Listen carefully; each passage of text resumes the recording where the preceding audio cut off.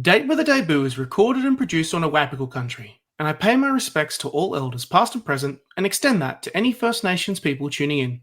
Always was, always will be, Aboriginal land. On with the show.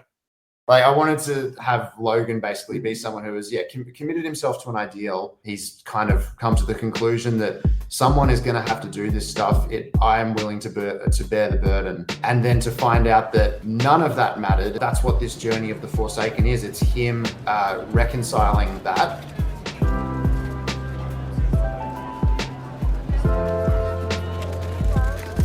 Welcome to Date with a Debut, a podcast about debut authors, their incredible books, and their journey to publication.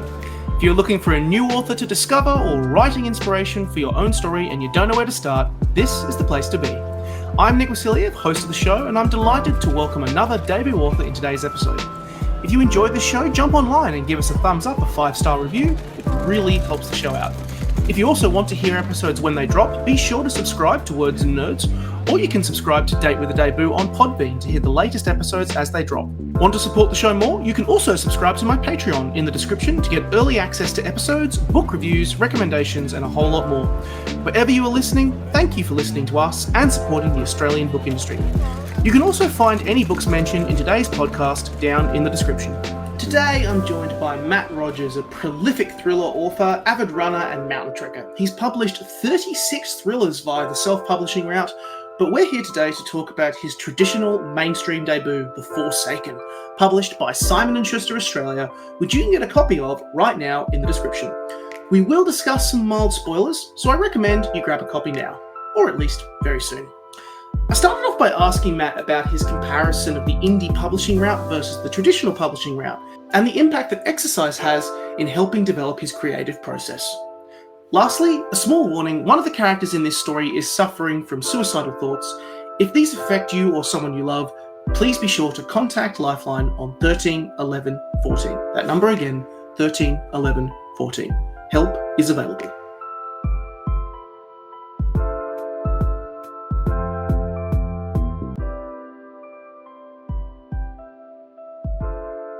Matt, welcome to Date with a Debut. Thanks for having me, Nick. It's good to be here. It's a pleasure to have you here, and I always love having an action story, a physical story, kind of a visceral story come into my inbox from publishers, and it's great to hear.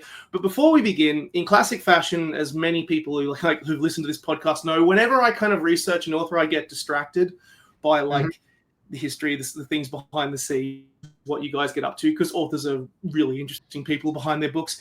I know you're like a massive runner and like a mountain trekker. Like you go to your socials and you're summiting like Mirror Peak and trekking in Nepal, even though it was a little while ago, but still there. Having just dived into the Matt Rogers universe myself, the first thing that kind of stood out to me at the risk of doing a bit of psychoanalysis for your first opening question is that it's vivid. This is your language paints pictures. The action is visceral. You feel it a little bit. Yeah. And I'm curious, in terms of, first of all, Matt, the creative process, how much does actually like doing that stuff, like being a runner, being a mountain trekker, does it actually help your creative process being in those environments? Yes, definitely. Running. So I was I still am the least athletic person ever, and I was the least athletic in high school. But yeah, I found I got slowly into running because when I was about 21, because I realized that I literally couldn't. I don't think I could have run more than 500 meters when I first started. But I've always loved this idea of just chipping away at something and slowly getting better and better at it, and then suddenly years down the line, you seem like an expert at it when it's like I started from way less athletic than basically everyone I knew. And that's the same kind of process that I had with writing as well, where I just have always done it and I've always just chipped away at it since I was sort of the age of 6. That's when I first started writing fiction. But circling back to running is amazing for me for just emptying my mind, because all you're focusing on is just one foot in front of the other. And I'll listen to music, but every run, it's just my imagination is just going wild. And I've never run out of ideas. I've obviously I've written 36 novels by this point, so I almost have more ideas than I can physically write. But yeah, exercise for me is just a way to kind of streamline everything in my head and sort of gather my thoughts for the work day to follow, the writing day to follow.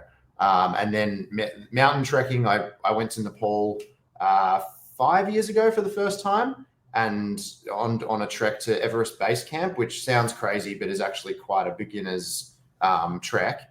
And yeah, just fell in love with it. And yeah, that's almost more of like an intensive retreat. There's no real technology. You're just walking in the mountains for 10, 11 hours a day, eating simple meals at tea houses and getting into your sleeping bag. And so my imagination goes wild in Nepal, and it is just this alien landscape. It's incredible. I've never experienced anything like it. So yeah, exercise for me, it's in any facet is just about getting out of my own head, and the characters and the plots and everything kind of come alive and become real because there's no external stimuli. I'm not distracted by, if I'm at home, I'll be swiping social media all the time. And it's like your brain basically gets overtaken exhausted by that. Yes, exactly. So it's like removing all of the normal stimulus. And then that's when, at least I've found, the imagination can run wild. Yeah. It definitely comes through, at least on the page, in terms of that visceralness and element. But I think if we should circle back to a small technicality that we need to make here, being a show called Date with a Debut, this is your mainstream traditional debut. You mentioned that you have published 36 books by the custom publishing route. And I want to point out that you did this by the age of 27. Like, full disclosure, you do know that's insane, right? Like, on the topic of like doing smashing through like work and progressively getting better at like that hard visceral work rate definitely comes through. But 36 books by 27 is insane. Yes, so I've been told. I've kind of had an accelerated timeline with all of this, because obviously it's all happened very young. But I started writing ridiculously early. I was 6 years old when I first started writing fiction. So it wasn't something that I ever had to, motivate myself to do or read like an article about 10 ways to sit down at the keyboard. Like, I was 6, so I wasn't even consciously aware of it. And I just started writing fiction. So obviously that's something that has been in me from the get-go. But it meant that, I wrote fiction after school every day for almost my entire schooling life. So by the time I graduated high school and was 18, I'd already written a full-length young adult novel, which was 100,000 words. And I tried to get that published the traditional route because I'd heard that the author of Eragon, Christopher Paolini, he was 16 when he wrote Eragon and published it. So that was always my North Star. And then that didn't pan out, which is how I found out about self-publishing in the first place, because I was kind of like, oh, well, what other options are there? So I was in a unique position at 18 where I could take a gap year from university. I was still living at home and I'd saved up just from part-time jobs, but wasn't that many costs. And I just wrote for a full year, and I self-published on Amazon. That took off, and that became my full-time job, and haven't gone back since. So The Forsaken, it's my 37th novel, but I consider it my real debut because it is my traditional publishing debut. Yeah, it reminds me of, there's so many great stories that come out of custom publishing or people who went the indie route. I mean, the first one that comes to mind, it's legend in literary folklore, Matthew Riley. Of course. He comes to mind. Yeah, and you both have books both in the indie world and the traditional world. I have the opportunity now to ask, before we actually dive into The Forsaken, about your experience of both routes, of both processes. And we talked a little bit about it before we started recording, but how do they compare if you are someone, for example, who's listening to this, who probably is in your position, at a young age, who kind of was like, I just want to sit down and write, and I want to get stuff published. How do they compare? And what advice would you give to an aspiring author by saying go the custom publishing route or trad route? Yeah, there's definitely pros and cons to each. Self-publishing almost seems more appealing if you're starting out, because it's like, oh, I can control everything and everything's in my hands, and the freedom of that, it's not to be taken for granted. It is an amazing thing, but also it comes with a lot of responsibility in terms of, like, you could have the greatest book of all time and you could slightly screw up the cover, or get a bad cover designer and put it out there and it doesn't look professional. And it's like, people who are scrolling through Amazon or wherever you're self-publishing it, everything's happening very quickly. And if they notice something slightly off, they'll go, oh, not interested in that, move on to the next. That puts a lot of responsibility on you. This is if you want to, do well self-publishing and make a career out of self-publishing. It's you can just focus on the book, which the book has always been my absolute priority. But you can just focus on that. You can put it out there and you don't have to worry about the other stuff. But if you'd like to do well, you do have to worry about every part of the process with self-publishing, which I was perfectly suited for, I think, because I've always had, I guess, an entrepreneurial spirit or something like that. I don't really know how to quite quantify it, but not in the sense of, yeah, but I never, not in the sense of I never would have gone into business, or it's like but if I'm passionate about something, which I'm obsessed with storytelling and obsessed with thrillers, like if that's the case, then I'm basically willing to do anything to boost that and to, get it into readers' hands. So I took on a lot of responsibility with the blurb and the cover and presenting it well and learning how to market it. And, I just emailed a lot of self-published authors who were doing well this was back in 2016 when I started. And a fair few of them were willing to, give some really helpful advice of this newsletter worked for me, this promotion, you should set your first book at this price, all those kinds of things. So I just did what they said worked. And enough people saw the first one and enjoyed the storytelling and got on board. And then, just with each release, slowly built fans from there. And now contrasting that with now that I'm in traditional publishing, because I've come from self-publishing, I'm still in that mode of, I've got to be worried about every single every single part of this process. And I was still actually more involved with it. With The Forsaken, the tagline was my idea. I wrote the blurb basically. But you don't have to do any of that in traditional publishing. That's pretty much optional. That's what the publisher is for. And so it's different. You get more revenue you get more of a percentage of the book with self-publishing. You get much less with traditional publishing. But then a traditional publisher does a lot for you if they're a good one. And that, they do that. Simon and Schuster with The Forsaken has done more for me than I ever could have done with a self-published book. Even if I was, obsessed with every part of the process, it's that's what a traditional publisher is for, is that they have, an editor who is just an editor. That's their field of expertise. They have a marketer who is, PR person, all of these people who are experts in their respective fields. That is, I think, priceless. And that's why I always kind of wanted to move over to traditional publishing eventually. But I'm glad it took this long, because I feel like now I've found my voice as a writer, and this is the time where I want to sort of go bigger with it in a sense.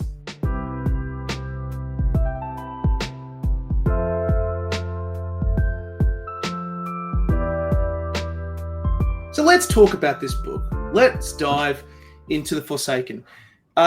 In this show, I really like to kind of start and kick off discussions about the book with the classic 1-minute elevator pitch. So here is your chance to put those muscles into action. I have hopped into a lift. You and I are going up together in the lift. You have to tell me, give me that elevator pitch. What is The Forsaken about? I've done this a few times now, so let's see how I go. I feel like I've refined it by this point.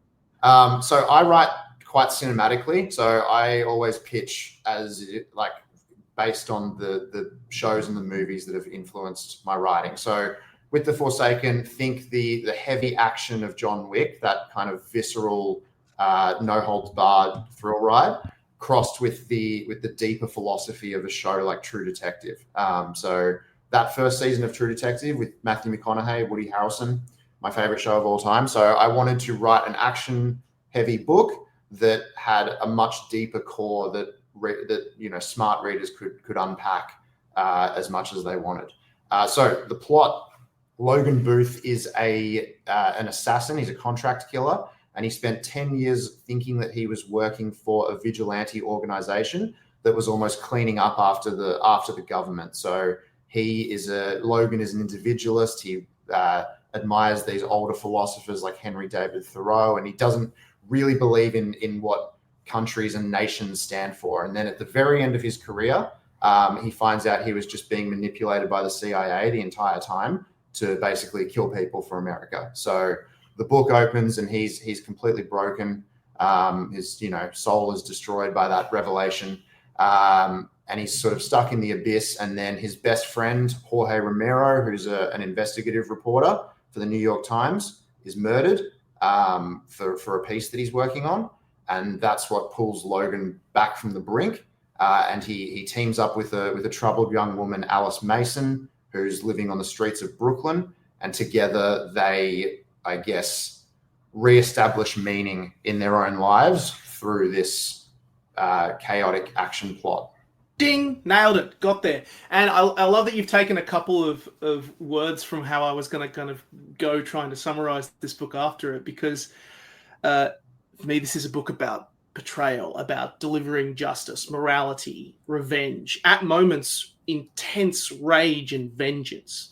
Yep. But also, ultimately, it is a story about meaning and finding meaning in oneself, and also, by extension, self-value.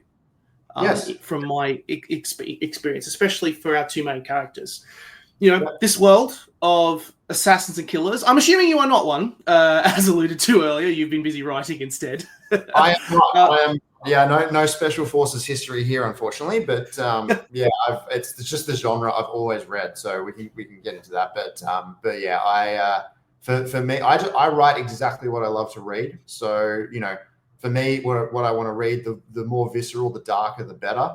And just that stuff is amazing when there is this underlying thing of finding hope. And because I love stories where meaning is found in the darkest of places. The world can beat you down in a million different ways to the absolute bottom of the barrel. And that I love characters who can claw their way up out of it, and I think that's where we can take a lot of inspiration and strength from fiction.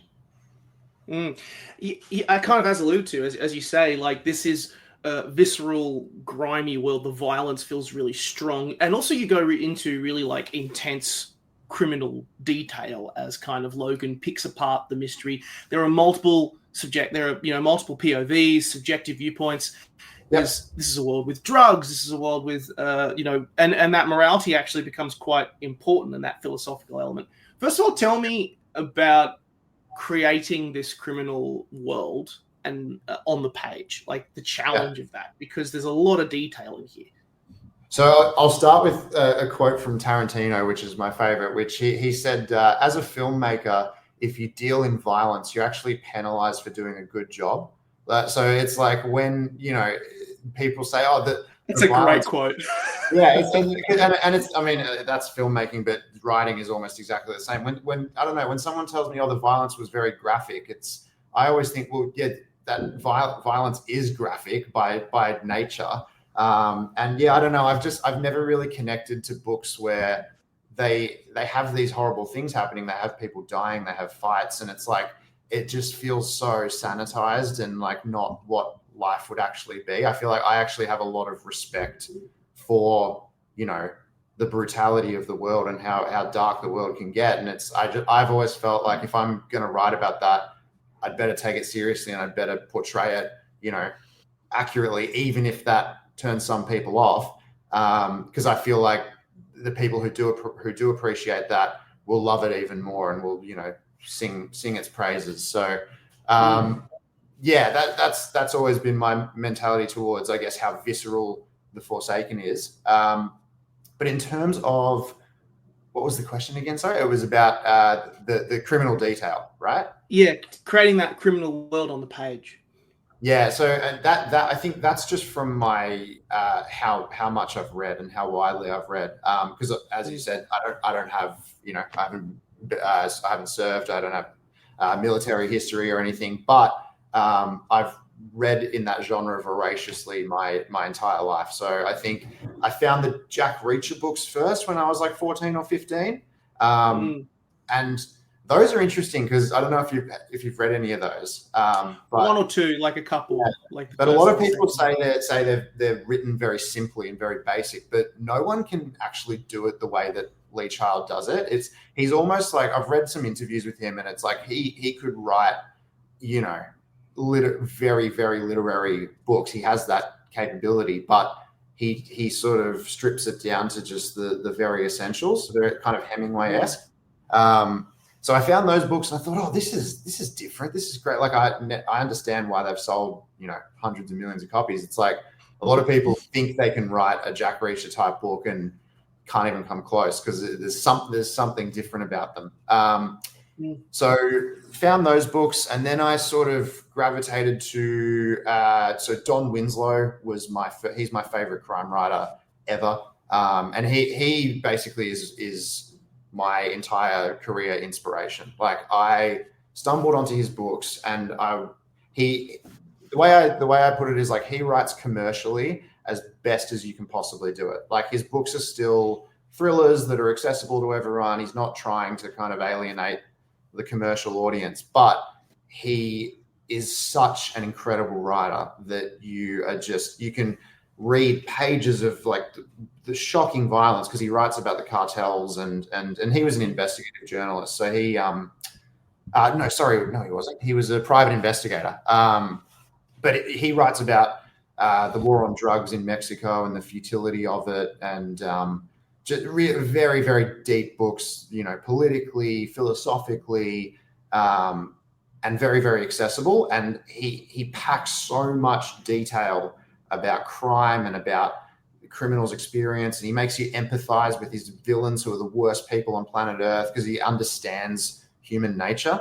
And that's another quote that has always stuck with me by Bong Joon-ho, who's the director of Parasite. And he said, like, your writing will improve alongside your understanding of human nature. So, I love doing multiple POVs in The Forsaken, because I want to write about, so the villain Daniel Dartvian is the most insecure, like horrible little man. And I wanted to unpack it to the point where you're like, oh, he's just scared of the world. He's scared of everything. He's constantly like terrified of what people are going to think of him. And I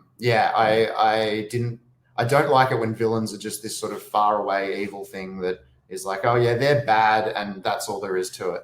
The books that I love the most go into, yes, this person is horrific, but something got him there. There's some train of thought, or so maybe something's off in their brain, or we don't know. But if you unpack that along the way, you get to the end and you're like, oh, I understand every character involved in this. And that's my goal. I was going to say, Daniel kind of reminded me a little bit in a weird way of Le Chiffre from Casino Royale, like an awful individual. But also someone you can connect to, because I mean, in the book he's in it, and in the film he's in a very desperate place. He's at the end of his rope, and so you find sympathy in that. Similarly with Logan, which I think is such a great character, filled with flaws, but it's so funny you've been like talking about those classic action heroes, because they were the first thing that kind of came to mind when I was looking at it. He reminded me of like a much grimier cross between James Bond, Jack Reacher, and John Wick. That was like what I literally have written down here. And like there's those kind of classic action heroes, but as you kind of allude to, there's a philosophy to this book and to his approach, which is so key, in story. And I know it's something that you've explored a lot in a lot of your stories. At the end of this long career as this assassin, he discovers he's been in service, to the CIA. He really spirals down, and I can understand that. You connect to that immediately. You think you've been in a position where you're making a difference, and yet you feel like you've made things worse. You're part of the problem in some way, shapes, and form. And he's now, when we find him, he's wondering if he ever did any good at all. And at times, he's feeling suicidal. He's feeling, I don't deserve to be here anymore. Fearful for himself, a character who barely feels like he's keeping himself together. And then that contrasts so differently when the action goes down. The assassin element comes out. He's like a cold behemoth. He kind of reminded me of like a golem from ancient mythology, just this monolith that can seemingly take everything. And obviously he does take hits and he gets hurt, but just that cold, methodical element to him that comes out in his profession. Tell me about Logan. Tell me about him. Yeah, and I think I loved unpacking him in the book with every conversation he has with Alice, who's this. So Alice is a young woman who's homeless on the streets of Brooklyn, and she's a witness to this murder plot that Logan is involved in. So that's how they come together. And I wanted that. So I wanted that to be platonic. So Alice is a lesbian character, and because I think a lot of thrillers just jump to the kind of, there's a romance shoehorned in there for no reason. And I thought with this book in particular, like that's not, there's no romantic elements with any character in this book, because I just think this isn't the place. These Logan and Alice and all the villains are, all broken in their own ways. And yeah, I loved unpacking Logan through these conversations that he had with Alice along the way, where they're both, the world has beat them both down in almost entirely different ways. Because I've always thought that's interesting, because Logan has dedicated himself to an ideal. It's a little bit Batman-esque, but I thought the Batman mythology and philosophy stuff is actually really interesting, and it's almost like the Bat costume is like annoying and just gets in the way. I wanted to have Logan basically be someone who has committed himself to an ideal, and he's willing to do these terrible things, killing other people, because he just lands on this thing of that the world is always going to require that. He would love to be a pacifist, but he's thought deeply about the world, and he's kind of come to the conclusion that someone is going to have to do this stuff. I am willing to bear the burden. And then to find out that none of that mattered, and that he was actually serving the interests of a government that he fundamentally disagrees with. And then that's what this journey of the Forsaken is. It's him reconciling that, and sort of, because so as you said, the book touches on suicidal themes. It opens with Logan contemplating it, just like that's almost the first glimpse we get of him. Yes.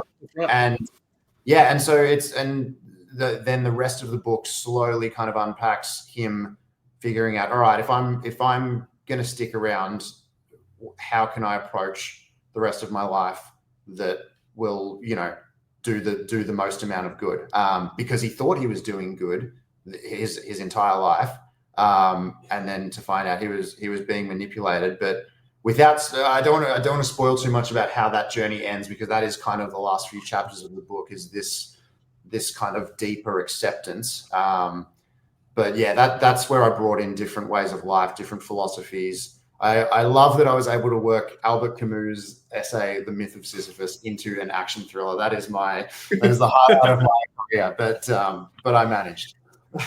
We'll come back to that philosophy question in a second, just because I feel like it's, that's an important crux of it. Another thing I kind of wanted to also mention about Logan is also his relationship with Jorge. Am I pronouncing that correctly? Jorge?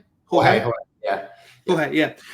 With Jorge, because it's very important, he's his housemate, investigative journalist, and is very important to this story. I mean, I feel like it's we mentioned it in the blurb. His body being found, he's brutally murdered, is the kind of the crux for this story. But it kind of felt at the beginning that Jorge was kind of really keeping him on the straight and narrow, and kind of proving a very important person in his life, being like, no, you actually need. There is value in you still being on this planet. You still need to be here. Which I thought was such a kind of an important moral point to that in Logan's story. Yeah, and I think that might have been the first chapter I ever wrote of this book, was where Logan in the first few chapters goes to the cafe and speaks to Jorge, and because he's trying and failing. Logan's trying and failing to find reasons to stick around, because he's like, well, you think you're making the world a better place, and then all along you find out you're probably actively making it worse. So why should I be here? And so I wanted that conversation to be very raw and very, to the point, because I feel like, again, same as the violence thing, like if you're going to include themes this heavy in a book, like get to the core of the person, and, don't hold back. So Jorge is there to say that, I know everything you've done. You've told me, and you told me because you wanted me to hate you. And I don't hate you, because you've always just done your best. You've always done everything to the best of your abilities. It's a great scene. It's a really good scene. The line that I love. I mean, I can't say I love it because I wrote it, but I think it's pretty good. In chapter, at the end of chapter 3, where Jorge says, you wouldn't hate yourself if you weren't a good man. And that's kind of a running theme of this book, is that terrible people don't usually know they're terrible people. Like they always find a justification for why it's someone else's fault, or why they've been, and so Logan just directly blames himself for everything. And that's what Jorge actually finds redeeming about that, is that, that anyone else would have been angry at the government, or been angry at, and Logan's just like directs all his anger at himself. And Jorge says, that's what makes you worthy of redemption around, and you're a good person at heart. And then the fact that he dies basically straight after that, and that Logan could have prevented it if he had just opened up to him. And there's a lot that I wanted to do there, where I wanted to create almost the most harrowing possible situation for Logan after Jorge dies. And Logan goes and collects Alice, and they decide to stick together. I thought, he's just been crushed from every angle, but then he's in a fight for his own survival. And then, as you said, he goes onto this sort of autopilot thing, because he knows how to do that. That's all he's ever done. And along the way, it's almost like all the action scenes and the fighting, like it gives him the space to think about it and be like, all right, I understand what Jorge was telling me. Yeah, that's what I was trying to do.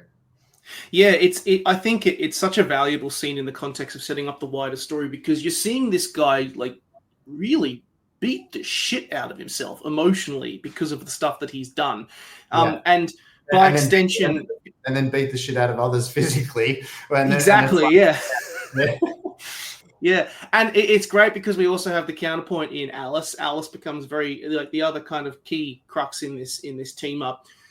There's a great quote, looking at, online, someone just on Goodreads described her as a lost soul feeling worthless and just craving her next hit when we meet her. She's very much, you do portray her life on the street in a very strong way first. So you really gravitate towards her. Like, I personally found her a little bit harder to latch onto first, maybe because, she can have moments where she's a bit judgmental. She can have moments where that desire for that next hit is kind of superseding everything else, and you've just got the blinkers on, focusing on that.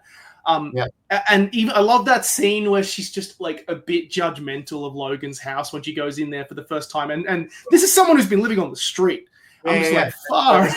This is disgusting. You're a pig to Logan. That's deliberate. I wanted to do that because, like, I think a lot of books that, so this is why I love Don Winslow, because he writes about, his characters are hard drug addicts and cartel killers and corrupt DEA agents and the works.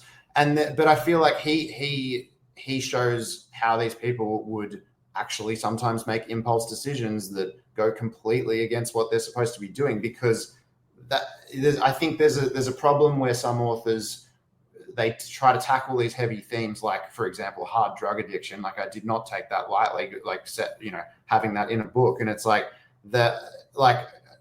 and even my instinct was, when Alice met Logan, for suddenly they both just understand each other and they start making all the right decisions and everything's just great because they're redeemed and they're salvation. But it's like, that's not how life goes. And especially if, two people who have found themselves in this horror, and, Logan's addicted to whiskey and drinking as well. So on separate level, like they're both grappling with their addictions in different ways.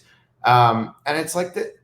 It would be so unrealistic if they just didn't make any stupid decisions. Like, I know we hate when characters make dumb decisions in like horror movies, when they go and we should split up, and it's like, no, you shouldn't do that. But I think when it's these characters that I've written, I think like they're already they're both pulling off so much. Like, Alice actually sort of almost overcomes her addiction through the course of this book, but that's always going to come with some terrible judgment along the way.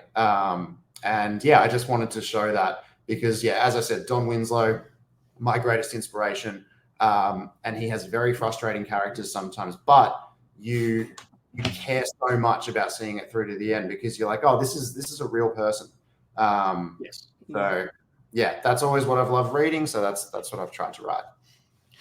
Let's kind of circle back to that moral question a little bit, because the one of the key elements is these two characters. I think there's a line, like, lost souls in this who've kind of found each other. I think it's like, I can't remember the exact line. They met each other and chose to stick around, to cohabitate. Tell me about this, because I know that moral philosophical element is really important. Tell me about the moral summary, because when you're in, particularly for someone like Logan or someone like Alice, you're in situations like this that are quite extreme, and you need that moral element and moral code for yourself, so you can go to sleep at night kind of justifying some of the actions and behaviors that you've had to do. I kind of felt that there was a bit of an element there, because right when we start this story and as it goes on, Logan particularly is questioning that considerably. He had a moral code which said, I have justification to do what I have done. And that has now been proven to be challenged. Yeah. Tell me a little bit about that, because I feel like it's kind of the crux of the story. And also the reason why I say that is because I don't want to give the ending away. And I know that that's a really important part of where this story goes. Talk me through that kind of philosophical element. Yeah, well, there's a bit of sort of a Japanese Zen Buddhism theme throughout the book, but I don't fully unpack it in The Forsaken, just because I want to leave some room for interpretation that people can give it their own interpretations. But actually, in the prequel shorts, I wrote a little prequel short story to this that Simon and Schuster released for free, and I have Thoreau, who's Logan's handler. I have him explain a little bit more like Logan's motivation for all of this. And so the way that I kind of unpacked it is, from Logan's perspective, is that, he studied journalism, and I do get into this in this book, but he studied journalism, and that kind of enlightened him to just how dark human nature can be, and how brutal of a place the world can be. And so he basically came to the conclusion that people are horrific people who are exploiting other people are always going to need to be taken out. And it can be a government doing that. It can be, a vigilante organization like he thought he worked for. But that I guess was his justification for killing. He said, this is, it would be great if all 8 billion people could stand in a circle and hold hands and sing Kumbaya. But that is, he studied journalism, he studied history, he's seen the patterns that repeat always throughout history. And okay, there will always be a subset of the population who are psychopaths and who have no remorse and who can't be, treated back to hell. It's like that some people are just exploiting others nonstop and need to be eliminated. So he basically thought, all right, well, I can, now that I've accepted that, I can either leave it to other people to do, or I can accept that I have a good moral compass and I think I know what, as in, I know what is right and what is wrong. So he was willing to bear the burden of training himself into this almost superhuman assassin, because he thought, all right, if I train myself nonstop, then I'm going to be someone who is capable of carrying this stuff out. And so that's what he thought he did for 10 years. He thought he worked for a vigilante organization, and his handler for that organization was a man who he only knew as Thoreau, which the book opens up with. And Thoreau's named after Henry David Thoreau, who was, anti-institutionalism. He believed in like civil disobedience if the laws are bad. He was a sort of transcendentalist. He was an older American philosopher. And so, this organization, Logan thought he was walking this sort of individual path, this like non-conformist path, taking care of the people who the law often just doesn't care. Companies and countries and nations often they glaze over stuff that they'd just rather not deal with. So that's what Logan thought he was cleaning up after, because it's all well and good to serve your country, but what if they go and tell you to invade a nation that you don't think should be invaded? No, you have to do what they say. So that's why he was an individualist, because he was like, I can make the call better than a massive nation can, which is why it broke him so badly that he found out that this nation was behind it.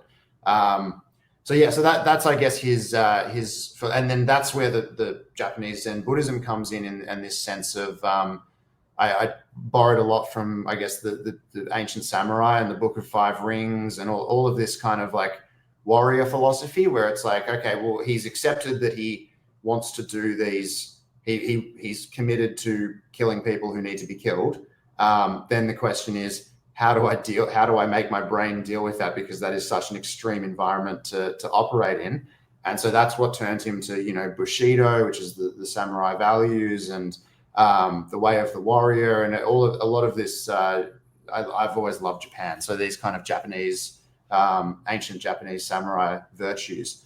And then that's why he's having this crisis in the start of this book, because he believed in all of these ideals and he thought it was all for a broader purpose and a greater purpose. And then to find out, I was just like becoming this Zen warrior for like no reason. Like I was just killing people who I don't think deserved it. And then there's a even deeper element, which I don't want to spoil too much, but Thoreau's handler later on kind of goes on this spiel of like, you've always been really harsh on yourself, and like I think I could convince you that overall you had a net positive effect on the world. Like you killed people who maybe you didn't know exactly who they were, but like you did prevent a ton of atrocities and all. And so there's no black and white easy answer. It's a very gray moral conundrum, which I feel like makes the best fiction. Not wrong there. The best answers are always way too complicated, that's the reality of the beast. If only it could be simple. Out of curiosity, off the back of that, what did I always like to finish talking about these books by asking an author, instead of saying to people, what do you want readers to get out of it? Readers, go read it. Like you will get your own enjoyment and your own love and enjoyment out of it. Instead, I totally agree. I've always thought that as well. I'm like, I am hesitant to be like, I hope you feel this and this. It's like, no, just like, if I can't do that with my writing, then I haven't done my job. Yeah. Instead, I want to ask, because this has been a particularly unique journey for you. It's your first traditional story. It's your first. You've sat with Logan and Alice for a while. You've sat with these themes in this world for a while. What did The Forsaken teach you? Whether it be Matt the writer, Matt the philosopher, Matt the human? What did doing and creating this book and bringing it into the world teach you? Amazing question. I don't think I've ever got that before, but that's why I write this stuff, because it's so my self-publishing journey started with like, I've always written vigilante thrillers. I guess that's the genre. But they started because I was 18, like very conventional, and just like, good guy, bad guy, good guy goes in, kills bad guy, day is saved. And then as I progressed as a writer, they got, I started injecting more of this philosophy into my stories. They got more sort of complicated and morally gray, because I just found that stuff so fascinating. But these philosophical frameworks and stuff, like I show it in this book in the most extreme example of, like, assassins and billionaire organized criminals and hard drug addicts, but it's like it's the same framework can be used for why you should do some productive things that would benefit your life today, instead of sitting and doom scrolling on your phone. Like I use this stuff with myself all the time. Like, that's how I've managed to write so many books, because I guess I've always thought this way. I studied philosophy in high school, and like, I've always loved unpacking, like, that's the thing. I've always been fascinated by why humans do what we do. Like, why do some people do some things? Why do some people do other things? What mental model are they using that? Because I think that's the case with a lot of the times that we sabotage ourselves, is we don't even know why we're doing it. We're like, why did I just make that incredibly dumb decision that I know I didn't want to do? And so, yeah, I use these frameworks that I put into these books, especially The Forsaken, to try to do the right things in my own life. And I think you don't have to be an assassin to try to figure your brain out. And so I've used it for being more productive with work, with writing, like judging myself less, because there's it's a very scary thing to put something that you've written out there into the world. You hear about this paralysis with authors all the time, and that comes from somewhere. That comes from a fear of judgment. It comes from, you could do your very best and it might not be good enough, and that's a terrifying thing to grapple with. And so, yeah, these philosophical ways of thinking I use to just sort of simplify stuff. Like, I always just come back to, like, all right, if I'm worried about how this book I'm putting out is going to be received, is that actually going to make any difference to how well it's written? Like, all I can do is just do my best and put it out there and just keep doing that. Like that, it's for me, my career is just as simple as that, writing wise. Like, and I think we can so easily get bogged down in all of the other, especially now, social media. You can swipe and check every single rating it's ever received on Goodreads, and it's like, people can think of it what they want. I've just always just done my best with my writing, and these systems in The Forsaken and in all my other books, they have helped me. That it's basically just what my brain is going through naturally, and I put it into these very extreme, exciting scenarios on the page. That is a fantastic answer to that question. Thank you. I appreciate that hugely. And the best part as well is, I always like to ask with what's happening next for you as an author, but I already know you've signed like a multi-book deal with Simon & Schuster, and I'm assuming this will mean that we will see Logan Booth again. We will get more books in this series. Certainly will. There's two more. So it's a 3-book deal with Simon & Schuster. So it's for The Forsaken and 2 sequels. And so I've finished book 2 already, because so that's basically locked and loaded, ready to go. And yeah, I know what book 3 will be. So I knew the kind of 3-book arc of this naturally. Like, The Forsaken is kind of Logan and Alice pulling themselves out of hell. And then I won't say what the second and third are, but it's sort of the natural progression of their characters. So that's in the future. And then I could very easily do a books 4 to 6 arc if this does well. So we'll see. But yeah, I have endless stories for Logan and Alice. Oh, I love it. I'm excited. Oh, yes, another series to get into. I'll be waiting for the next one.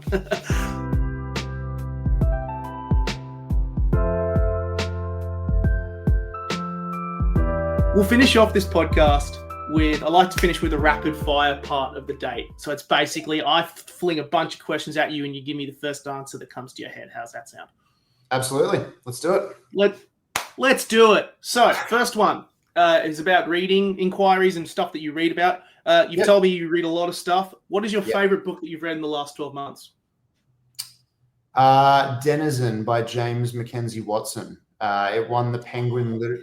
Yeah, it's a book about I think it's basically about a man in rural Australia who is a psychopath, and just his experience with the world. It is so brutal. It is so, I mean, it's not gratuitous at all.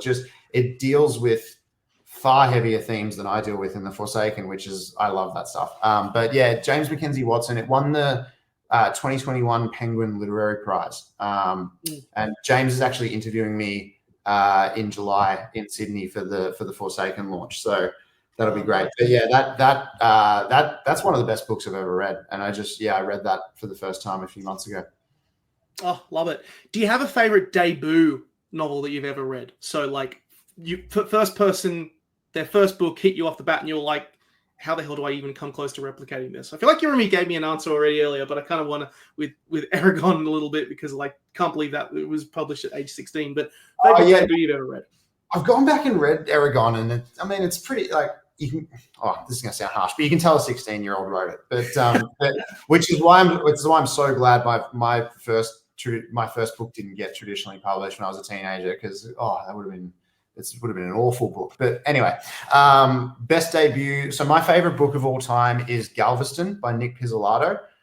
Nick Pizzolatto created True Detective, the HBO show, and wrote that. And so Galveston is his only novel, I think. So that makes it his debut.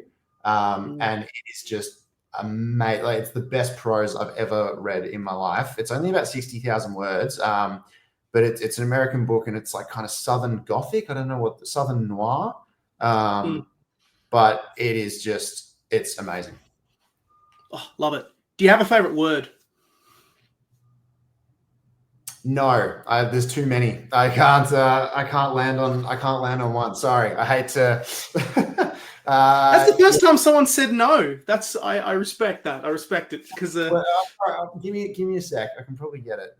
All right, we can reframe it a little bit. Like, is there a word, like when you were writing The Forsaken or any of your other books, like you suddenly found yourself using this a lot and you get the editor notes back and they're saying, remove this word, you've said it like 4 times on one page or something like that?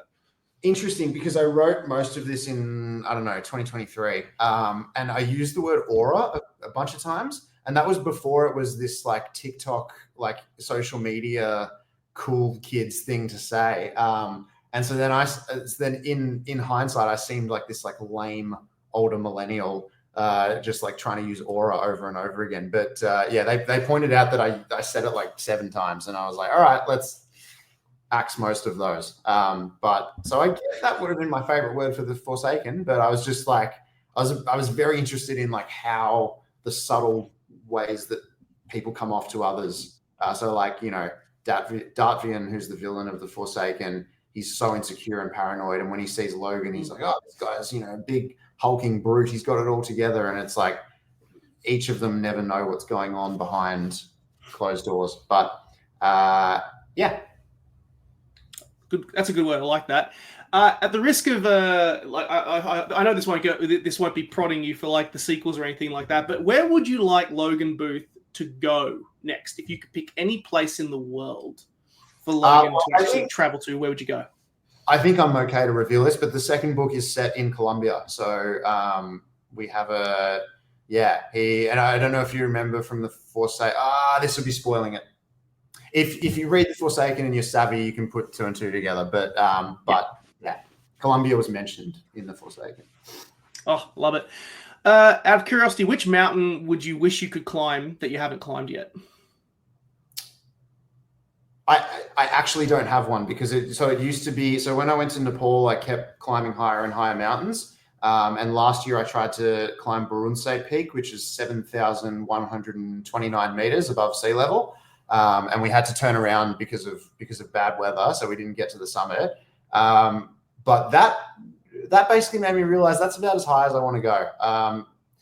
Everest it's just overcrowded. It's just way too touristy. Like, there's so many problems with how the Nepalese government is handling Everest. So I'm good. I think I've got that experience under my belt. I'm satisfied there. I like it. What's your one piece of advice for overcoming writer's block? It is remove the mystique of writing. So I think we can build it up in our heads. Like the thing that we're about to write has to be, golden or we're going to crash and burn as an author. It's like a lot of people writing their debuts. They think like, this is my one shot to prove myself. And if people don't recognize it as amazing, it'll crush my self-esteem. But we sort of heap all this pressure on our own shoulders. And a lot of the times it doesn't change the final product in any way. So yeah, it's probably a bit contrarian, but like, just try to take it a bit less seriously. Like, don't add all of this pressure of, this mystique of, it's writing, it's sacred. I used to say that stuff all the time. And then I realized, me considering writing sacred doesn't make a difference to my writing. Like, so I'm just always obsessed with improving as a writer. So just, don't heap pressure on your shoulders unnecessarily. Great answer. Love that. And final question, are you happy? Yes. Yeah, I am. Which is what, So I wish that was more complicated than that, but that ties back to my last answer. That's what the books I write are for. That's what all the philosophy I think about is for. It's just to kind of simplify life, because the news cycle, everything going on in the world, where for the first time in history, humans are aware of every single thing that is terrible that is happening in the world. And I read this book called Factfulness, which is it's written by the United Nations statistician or something. It's about how, like, in every objective metric, we are in like the best time in human history. But it feels subjectively the worst because, and I try to keep that in mind. It's like, I'll always be passionate about helping people and doing the right thing, but we can get bogged down in how doom and gloom everything feels. And that was a long-winded answer to yes, I am happy. Good. I'm glad to hear it. And hey, look, it's always like to hear what's going on in the head of Matt Rogers, but Matt Rogers is happy. Matt Rogers is okay. And I'm happy today because we got to talk about this amazing book of yours. It's been such a pleasure having you on the show. For everyone listening, The Forsaken is published by Simon & Schuster. At the time of us recording, it's not out in the world yet, but when you're listening to it, it will be. So go and get a copy in the description. Matt, thanks so much for coming on the show. It's been so much fun. Thanks for having me. This was not just saying this is the best interview I've ever done. So thank you very much. Oh, thank you. That's very kind of you. I appreciate it. Thanks, Nick. Appreciate it. Thank you for listening to today's episode of Date with a Debut and for listening to the Words and Nerds channel. You can buy all books mentioned in today's episode down in the description box, and if you enjoyed the show, drop us a review, leave us 5 stars or a thumbs up. It really helps the show out. If you want to hear episodes when they drop, be sure to subscribe to Words and Nerds, or you can subscribe to Date with a Debut on Podbean to hear the latest episodes as they drop. Want to support the show more? You can also subscribe to my Patreon in the description to get early access to episodes, book reviews, recommendations, and a whole lot more. Catch you soon! Date with a Debut is a Words and Nerds and Breathe Art podcast co-production.